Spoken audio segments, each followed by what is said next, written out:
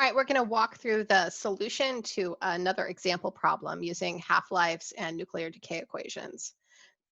This one's looking at radon 222, which is a gas that can cause lung cancer that leaks into houses. That's produced ultimately from uranium decay. Assuming that there's no mass loss from leaking out of a room, let's assume there's 10.24 grams of our radon. And we want to know how much will there be in the house after 5.4 weeks. And we know that radon has a half-life of 3.8 days. So the equations I'm going to use for this are going to be my half-life equation and my integrated rate law.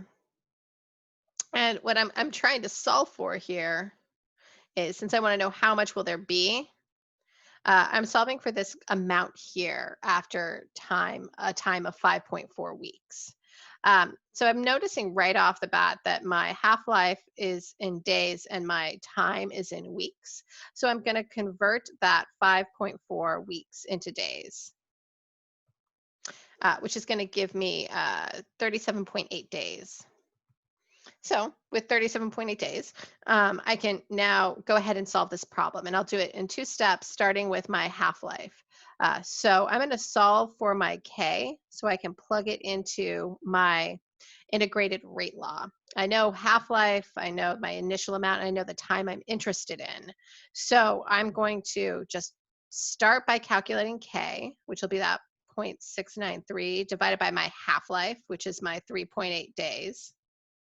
And that's going to give me a value that has units of inverse days. It'll be 0.1824 inverse days.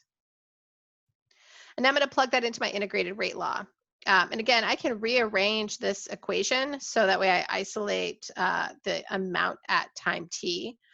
It'll be the initial amount times e to the negative kt.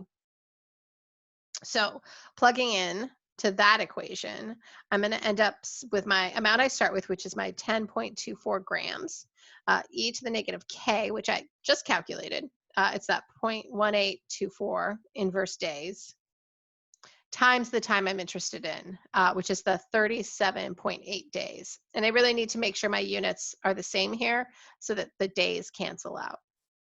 And if I plug this into my calculator, I get a value of 0.0104 grams. And so that's the amount of radium-222 that'll remain after 5.4 weeks. So a significant decrease.